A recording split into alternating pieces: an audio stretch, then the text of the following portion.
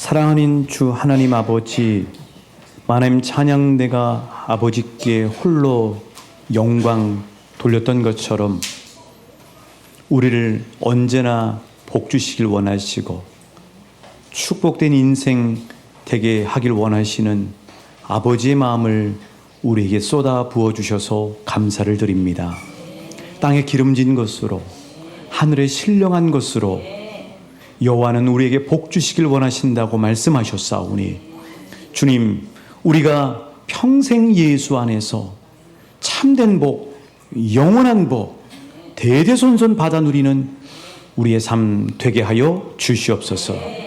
이 시간에 설교가 아니라 복음의 이야기가 우리의 영혼 가운데 스며들게 하여 주시옵시며, 성령님이 충만하게 지혜와 계시의 영을 주셔서 인생을 가장 복되게 사는 비결을 하나님의 직접적인 생생한 음성으로 듣는 은혜의 시간 되게 역사하여 주옵소서.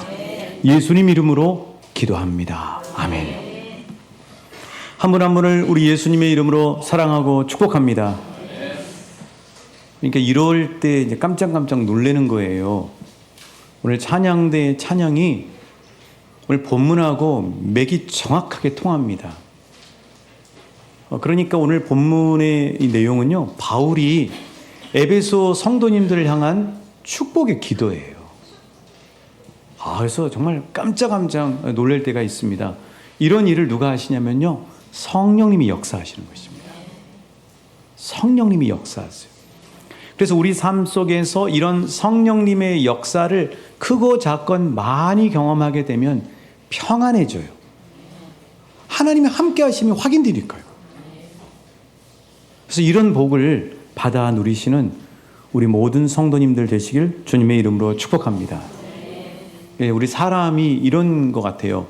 좋은 소식이 들려오면 나도 덩달아서 기뻐집니다. 그런데 반면에 나쁜 소식이 들려오면 덩달아서 나도 우울해져요. 이것은 전염력이 있기 때문인 것이죠. 그래서 오늘 이 세상이 목말라 하는 소식은 뭐냐면 굿뉴스인데요, 위로와 소망이 되는 뉴스인데요, 그런 굿 뉴스를 퍼뜨려 드리는 한 분 한 분과 교회 공동체 되시길 하나님은 축복하시고 계시는 줄 믿습니다. 만약에 상처와 절망이 되는 소식을 자꾸 우리가 듣게 되면요, 민폐예요, 민폐. 그래서 하나님이 진리의 전당인 교회와 하나님의 보배롭고 존귀한 자녀로 삼으신 저와 여러분은 우리를 통하여 복음의 기쁜 소식, 위로와 소망의 소식이 우리 주변에 있는 사람들에게 흘러가는 복의 통로인 줄 믿습니다. 이 로마 감옥에 지금 바울이 수감되어 있거든요. 그런데 바울의 귀에 에베소 교회로부터 위로와 소망의 소식이 선물로 들리게 된 거예요. 자, 그러면 구체적으로 에베소 교회로부터 들려오는 그 위로와 소망의 소식은 뭔가? 그리고 그 소식을 들었을 때 바울의 마음은 어땠는가? 오늘 말씀 15절, 16절을 주목해서 함께 봉독하십니다. 시작.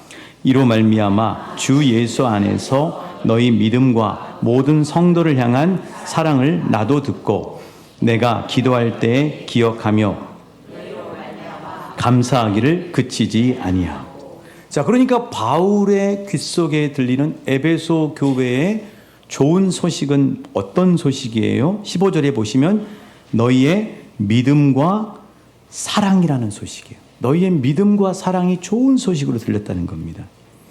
그러니까 에베소 교회는 그들의 믿음과 사랑으로 세상에 좋은 소식을 전하는 교회였어요. 그래서 바울은 그 에베소 교회의 소식을 듣고 그 교회를 생각할 때마다 16절에 보시면 감사와 기쁨이 넘쳤다고 이야기하고 있어요. 반면에 고린도 교회는 바울에게는 근심과 염려와 걱정거리였습니다. 왜요? 맨날 싸우니까요. 맨날 그 안에서 파당이 있으니까요. 자, 그렇다면 오늘 우리가 섬기는 우리 왕춘교회는 우리 주변에 어떤 소식을 전하고 있다고 여러분은 생각하시고 자부심을 가지시고 계십니까? 믿음과 사랑의 좋은 평판을 듣는 교회인 줄 믿습니다. 저 교회는 참 분위기가 좋아. 저 교회는 좋은 일도 안 돼. 이런 소문을 퍼뜨리는 주님 오시는 날까지 그 사명을 잘 감당하는 우리 왕춘교회 되길 소원합니다. 저와 여러분은 내 주변에 있는 사람들에게 어떤 인상을 심어주시면서 살고 계십니까? 이 말씀 준비하면서 저 사람이 나를 떠올릴 때 그 사람에게는 어떤 인상으로 떠오를까 하는 생각을 해봤어요. 저 사람만 생각하면 참 유쾌해. 저 왕춘교회 사람들 생각하면은 좋대. 저 사람 생각하면 참 넉넉해. 저 사람 생각하면 내 마음까지 따뜻해져. 그런 복된 한 분 한 분 되시길 다시 한번 우리 예수님의 이름으로 응원하고 축복합니다. 자, 그렇다면 에베소 교회와 성도들이 이 믿음과 사랑으로 좋은 소식을 전할 수 있었던 비결은 무엇일까요? 그게 중요하지 않아요? 자, 17절, 18절에 그 답이 나옵니다. 17절 그리고 18절 상반절까지입니다. 같이 봉독하십니다. 시작. 우리 주 예수 그리스도의 하나님 영광의 아버지께서 지혜와 계시의 영을 너희에게 주사 하나님을 알게 하시고 너희 마음의 눈을 밝히사. 거기까지. 자, 그러니까 에베소 교회가 믿음과 사랑으로 좋은 소식을 주변에 퍼뜨릴 수 있었던 비결은 뭐예요? 한번 따라해 주십니다. 지혜와 계시의 영을 주사. 그렇습니다. 하나님으로부터 지혜와 계시의 영을 받았기 때문이라는 거예요. 사람의 노력과 의지 또 그런 마음의 결심도 중요하지만은 우리가 늘 경험하는 것처럼 사람 힘만으로는 안 돼요. 여러분, 이 예루살렘 교회의 스데반 집사님 아시죠? 사도행전 6장 3절에 보면 스데반이 성령과 지혜가 충만하여 칭찬받는 사람이었다고 얘기하고 있어요. 스데반이 자기 힘으로 칭찬받는 삶이 된 게 아니고 성령과 지혜로 충만받았기 때문에 칭찬받는 삶을 살아지게 되었다는 사실이에요. 초대교회가 어떻게 온 백성들에게 칭송받는 교회가 됐어요? 오순절 마가의 다락방에서 성령 충만함을 받았기 때문에 모든 사람들에게 좋은 소식을 전하는 칭찬받는 교회가 됐다는 사실이에요. 그래서 어떤 분이 한참 지나고 난 다음에 자기가 깨달았대요. 자기는 그때 자기 힘으로 하는 줄 알았더니 어렸을 때부터 주님이 내 안에 들어오셔서 선한 일로 인도해 주셨고 그리고 예수를 믿을 수 있도록 이끌어 주셨다고 고백을 하시더라고요. 여러분, 성령님은 저와 여러분 안에 이미 들어와 계십니다. 그러니까 여러분이 예수님을 믿게 되는 거잖아요. 고린도전서 12장 3절에 보면은 성령님이 아니고는 예수님을 주로 고백할 수 없다고 얘기했잖아요. 저와 여러분 안에 이미 성령님이 들어와 사시고 내 마음은 성전인 줄 믿으실 수 있기를 축복합니다. 성령님이 계시니까 이 예배의 자리에서 예배자로 하나님을 높여드리고 있는 것이죠. 자, 그렇다면 이미 우리 안에 들어와 살고 계시는 지혜와 계시의 영이신 성령님이 어떤 역할을 하시길래 사람들이 믿음과 사랑의 좋은 소식으로 칭찬받게 될 수 있냐고요? 3가지로 오늘 본문은 말씀하고 있습니다. 자, 표로 한번 정리해 드릴게요. 지혜와 계시의 영이신 성령님이 하시는 역할은 첫 번째는 한번 따라해 주십니다. 부르심의 소망을 알게 하신다. 두 번째는 기업의 풍성함을 알게 하신다. 세 번째는 그의 힘의 위력으로 역사해 주신다. 아직은 이렇게 피부에 와닿지 않죠? 자, 그럼 이 성령님이 내 안에서 역사하시는 이 3가지의 축복의 역할이 무엇인지를 여러분에게 소상하게 말씀드리겠습니다. 첫 번째, 성령님은 지혜와 계시의 영이신데 우리에게 부르심의 소망을 알게 하신다 하고 말씀하고 있어요. 자, 18절 상반절 보시겠어요? 거기 보시면 너희 마음의 눈을 밝히사 그의 무엇의 소망이? 부르심의 소망이 무엇이며 부르심의 소망이 무엇인지를 지혜와 계시의 영이신 성령님께서 늘 우리에게 순간순간 가르쳐 주신다는 말씀이에요. 여러분, 만약에 어떤 사람이 국가대표 선수로 발탁이 됐어요. 나라의 부름을 받았습니다. 그러면 이 선수는 항상 잊지 말아야 될 게 뭐예요? 애국가가 쫙 울려 퍼질 때 어떤 마음의 결심을 해야 돼요? 내 명예가 아니고 나를 부른 조국 대한민국을 위해서 내가 힘써 싸우리라 하고 결단하는 거잖아요. 하나님이 저와 여러분을 부르신 목적이 무엇이냐면은 우리를 하나님 나라를 위해서 살도록 부르셨다고 하는 사실이에요. 이게 바로 부르심의 소망이라고 하는 것입니다. 자, 부르심의 소망이 무엇인지 한번 펴로 보실게요. 부르심의 소망. 자, 부르심의 소망이라고 하는 건 뭐냐면 따라해 주십니다. 하나님이 나를 부르신 목적. 그렇죠. 이 목적을 잊어버리면 안 되는 거예요. 하나님이 나를 자녀 삼으신 목적. 하나님이 나를 구원해 주신 목적. 그 목적이 뭐냐고요. 그 목적이 뭔가? 그 목적은요, 내가 밥벌이하고 살라고 부르신 게 아니에요. 하나님 나를 부르신 이유는 하나님 나라를 위해서 살라는 거예요. 하나님의 영광을 위해 살라는 거죠. 하나님이 주신 사명을 위해 살라고 나를 자녀 삼으시고 부르셨다고 하는 사실이에요. 이것을 잊지 말라는 거예요. 여러분, 애굽의 노예로 팔려갔던 요셉을 한번 생각해 보세요. 요셉은 별명이 뭐였냐면요. 한번 따라해 주십니다. 하나님의 영에 감동된 사람. 그러니까 요셉 안에 늘 함께 하시는 그 성령님이 요셉에게 늘 잊지 않도록 깨워주시는 것은 뭐냐면 너는 밥벌이 위해서 사는 인생이 아니야.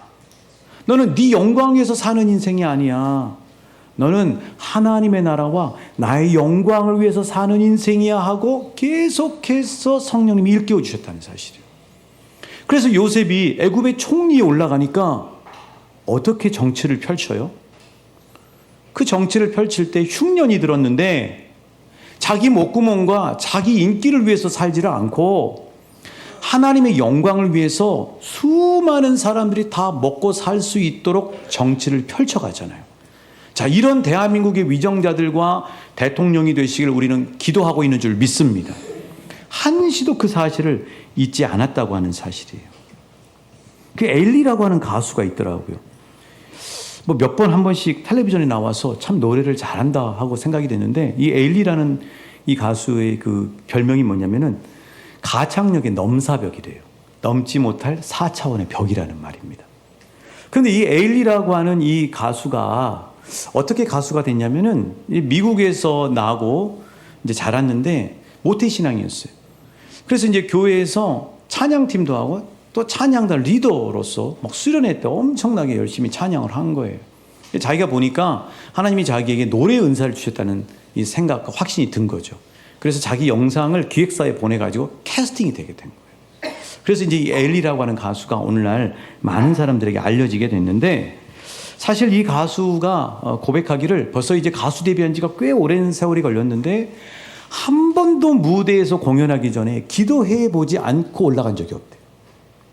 그럼 항상 자신이 하나님 앞에 기도할 때마다 지혜와 계시에 응하신 성령님이 이 엘리에게 일깨워주는 게 뭐냐면은 너에게 준 노래의 은사는 너를 위해서 쓴 게 아니고 나의 영광과 영원한 구원을 위해서 준 거야 하는 사실을 늘 인식시켜 주신다는 사실이에요. 그래서 이 가수의 고민은 뭐냐면은 어떻게 하면은 인기가 높아지나 어떻게 하면 돈을 많이 버나가 고민이 아니고 어떻게 하면 나를 통해 하나님이 영광 받으실까를 고민하고 산다는 거예요. 참 멋진 삶이 아닙니까? 그런 삶을 살도록 부름받은 사람들이 저와 여러분이라고 하는 사실이에요. 그래서 지혜와 계시의 영이신 성령님이 우리 안에서 계속해서 부르심의 소망을 일깨워 주신다고 하는 사실이에요. 네가 사는 목적은 밥벌이가 아니야. 네가 사는 목적은 나의 영광과 하나님 나라야 하는 사실을 일깨워 주신다는 사실이에요. 그래서 지혜와 계시의 영이신 성령님과 동행하는 교회는 늘 무엇을 고민하냐면 어떻게 하면 하나님께 영광을 돌릴까? 어떻게 하면 하나님 나라를 퍼뜨릴까를 고민하고 기도하고 실천해서 에베소 교회처럼 칭찬받는 교회로 나간다고 하는 사실이에요. 그러니까 교회가 아무 고민을 안 하면 제가 제일 편해요. 항상 저는 책임을 져야 되기 때문에. 그런데 교회가 가만히 있는 그대로 있으면 실은 그 교회는 죽는 거예요. 그러니까 하나님이 항상 이끌어 가시는데 기도하면서 하나님이 어떤 방향으로 이끌어 가시는지를 잘 보고 함께 고민하고 하나님이 이끌어 가시는 방향으로 한 마음을 모아서 기도하고 나가는 교회가 하나님 앞에 계속해서 붙잡혀 쓰임받는 교회가 될 줄 믿습니다. 우리 왕촌교회가 그런 교회를 지향해 나아가고 있다고 믿습니다.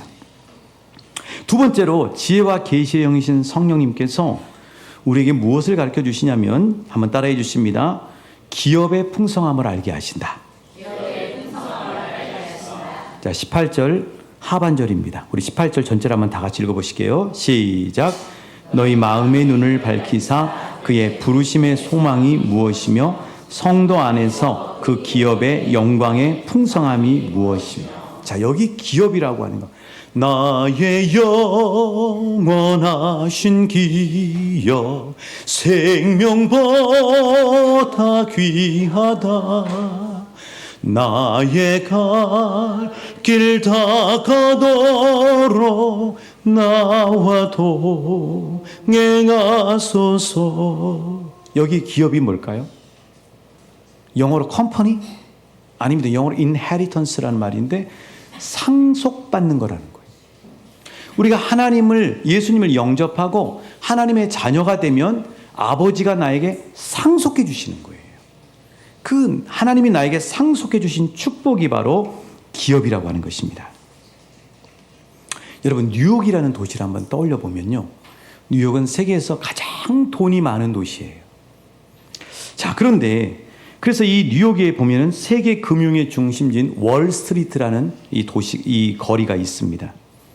그런데 이 뉴욕이 언제 시작이 됐냐면요. 무려 1624년도에 네덜란드 사람들이 배를 타고 와서 정착하면서부터 시작이 돼요. 근데 그 네덜란드 사람들 중에 이 페테르 미뉴에트라는 사람이 그 당시에 뉴욕이라고 하는 땅, 그 당시 뉴욕도 이름도 아니었죠. 그 땅을 터잡고 살고 있던 인디언들에게 얼마를 주고 샀냐면 24달러를 주고 그 땅을 샀어요. 그럼 24달러가 지금 1,300원으로 계산하면 얼마냐면 3만 원이에요. 3만 원 주고 산 땅이 이 땅입니다. 미국에 우리가 잘 알고 있는 맨하탄이라는 곳이에요. 맨하탄. 자, 저 맨하탄이라는 데가 지금 가서 살려면 얼마예요? 1억 주고도 평당 못 사요. 그 당시 24달러를 주고 샀어요. 지금은 1억이 넘어요. 저 맨하탄에는 뉴욕의 중심부인데 엠파이어 스테이트 빌딩이라는 높은 빌딩이 있어요. 이 빌딩이 유명한 이유는 킹콩이라고 하는 영화 보면 킹콩이 그 위에 올라가서 미녀를 손에 딱 잡고 있는 그 장면이 나오잖아요. 자, 그런 곳이 된 겁니다. 자, 여러분, 하나님의 자녀인 우리에게 하나님이 준 기업이라고 하는 보아도 지금 현재 이 땅에서는 그 가치가 별로 잘 안 느껴질 수가 있어요. 그런데 장차 하나님 앞에 서게 되면은 우리에게 주신 기업의 진가가 드러날 거예요. 그래서 나중에 가서 그 가치를 알고 후회하지 않도록 우리 안에 이미 들어와 계시는 성령님께서 늘 우리에게 하나님이 주신 기업의 풍성한 보화의 가치를 우리에게 깨우쳐 주신다는 사실이에요. 누가복음에 보면은 예수님이 부자와 거지 나사로 이야기를 해줍니다. 이 이야기가 강력한 이유는 저 하나님 나라를 살고 계셨던 예수님이 이 땅에 오셨을 때 하신 얘기. 그러니까 우리가 앞으로 이 땅을 떠나서 저 세상으로 갈 텐데 저 세상이 어떻게 돼 있는지를 먼저 보시고 오신 예수님이 가르쳐 주신 거예요. 저 세상에는 연옥도 없고 천국과 지옥의 가운데도 없고 천국이 있고 지옥이 있다는 사실을 예수님이 이 이야기를 통해 우리에게 분명히 가르쳐 주시는 거예요. 자, 그런데 안타깝게도 이 땅에서 부자로 호의호식하면서 살았던 이 사람은 죽어서 어디를 가고 말았어요? 지옥에 가고 말았어요. 얼마나 고통스러웠는지 그 혀에 물 한 방울이 아쉬울 정도의 비참한 신세가 되고 말았어요. 그때 후회를 한 거예요. 그때 후회를 한 겁니다.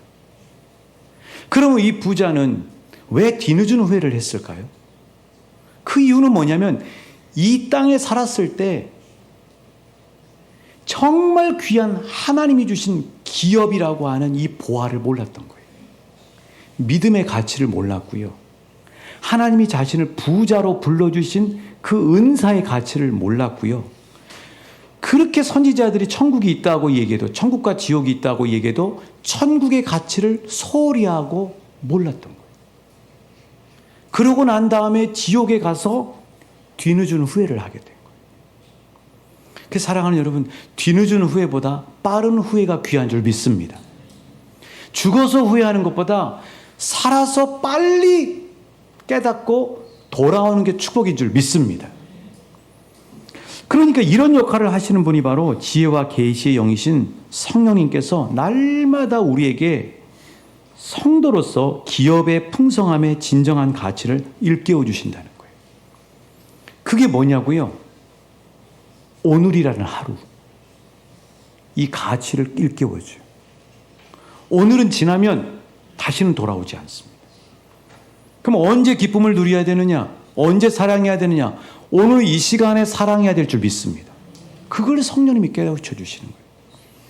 가족이라고 하는 소중한 사람들의 가치를 성령님이 깨닫게 해주세요.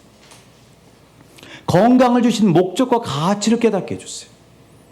말씀, 기도, 예배, 봉사, 교회 공동체의 가치를 가르쳐 주세요. 하나님 나라와 믿음의 가치를 가르쳐 주세요. 사명이 얼마나 귀하다고 하는 사실을 우리에게 가르쳐 주시는 거죠. 이 성령님이 우리에게 날마다 깨우쳐 주실 때 깨닫고 하나님이 주신 기업의 그 풍성함을 누리시는 저와 여러분 되시길 우리 주님의 이름으로 축복합니다. 세 번째로 지혜와 계시 영이신 성령님이 우리에게 알려주시는 귀한 역할은 뭐냐면요, 그의 힘의 위력으로 우리에게 지극히 큰 능력을 주신다는 사실을 한번 따라해 주실까요? 그의 힘의 위력으로 우리에게 지극히 큰 능력을 주신다. 자, 19절 말씀입니다. 같이 읽어보실게요. 시작.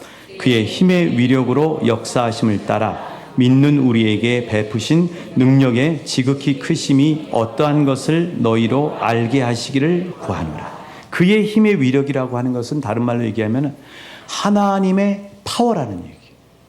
하나님의 파워를 저와 여러분에게 능력으로 부어주신다는 거예요. 유진 피터슨 목사님은 이거를 이렇게 번역을 하셨어요. 같이 읽어보실게요. 시작. 하나님께서 그분을 믿는 우리 안에서 끊임없는 에너지와 한없는 능력으로 행하십니다. 그러니까 하나님을 믿는 자녀인 우리에게는 하나님의 어마어마한 파워, 그 힘의 위력을 우리에게 날마다 능력으로 베풀어 주시고 계신다는 사실이에요.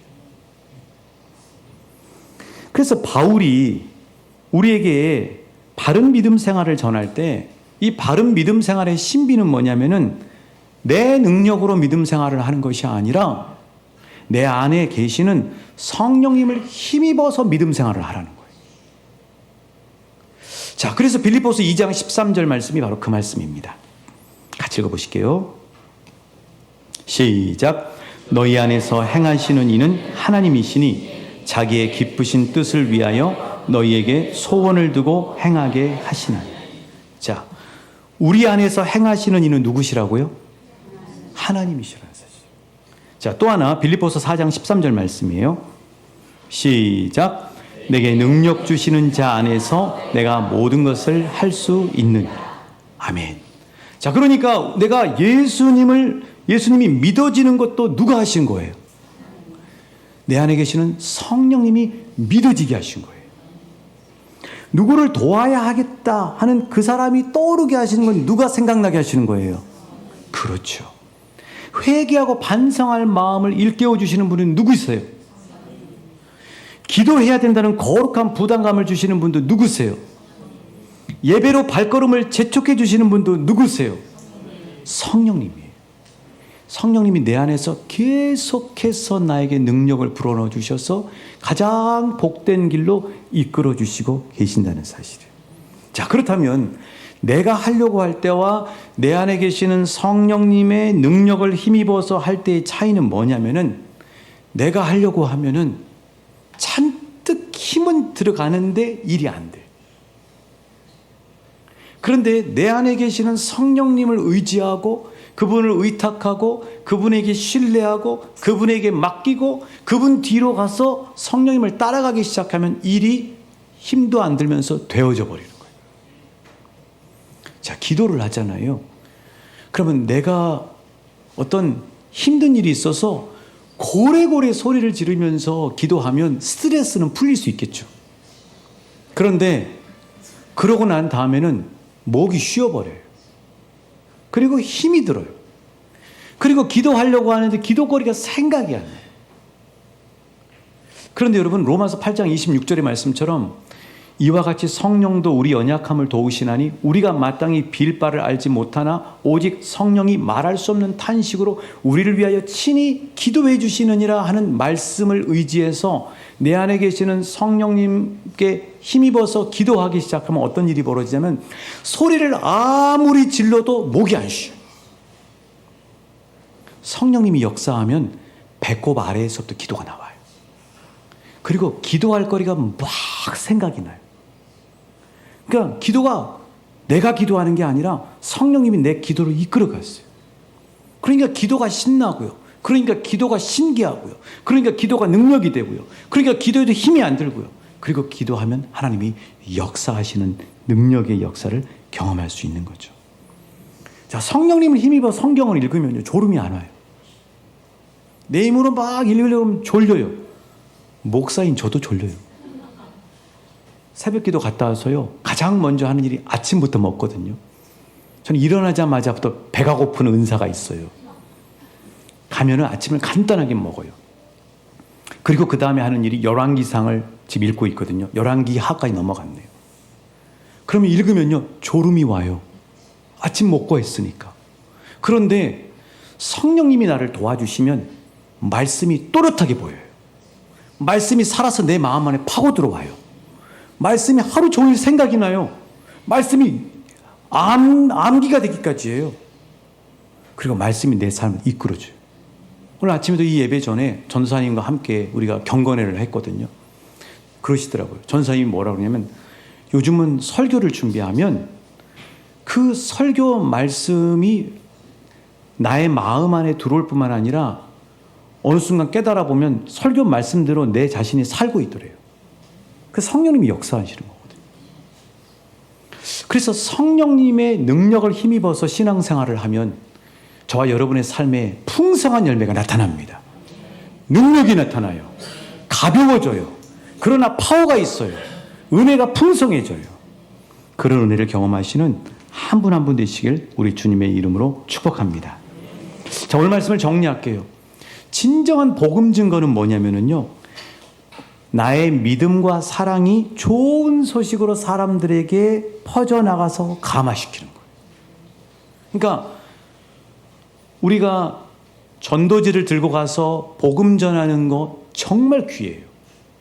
그런데 오늘날 이 시대의 사람들, 너무나 강팍해져 있는 이 시대의 사람들, 심지어는 적대적인 이 시대의 사람들을 가장 복음으로 잘 녹이는 방법은 우리가 평상시에 신앙생활하고 내가 평상시에 사는 믿음과 사랑이 좋은 영향력으로 상대방에게 감동 감화가 될 때 그분들의 마음이 쉽게 열려서 주님 앞에 돌아오는 역사가 있게 되는 거예요.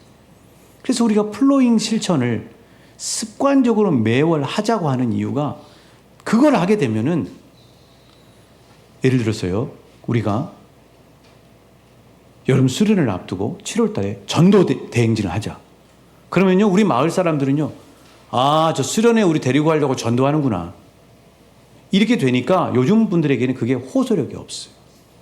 근데 평상시에 우리가 늘 이웃들을 생각하고 성령님이 생각나게 하는 분들에게 섬기고 그분들을 도와주고, 여러분 지금 하시는 것처럼 그렇게 하면 때가 무르익어 가면 생감자가 삶은 감자가 되고, 그래서 하나님께서 반드시 그 열매를 복음의 구원의 역사로 열매 맺게 해주실 줄 믿습니다. 그렇게 살아가는 거죠. 그래서 그 역할을 지혜와 계시의 영이신 성령님이 역사하시는데, 그 성령님은 우리에게 부르심의 소망을 일깨워 주셔서 하나님의 영광을 위해 살도록 하시고요, 기업의 풍성한 가치를 이 땅에서 깨닫게 하셔서 바르게 사용하고 누리고 나누게 하실 뿐만 아니라 날마다 지치지 않도록 우리 하나님께서 그 힘의 위력으로 은혜라는 에너지를 부어주셔서 충만하게 우리를 천국까지, 구원의 나라까지 이끌어 가실 줄 믿습니다. 성령님과 친하게 지내십시오. 성령님께 맡기십시오. 성령님을 의지하십시오. 내 안에서 날마다 함께 하시는 성령님을 의식하고 사십시오.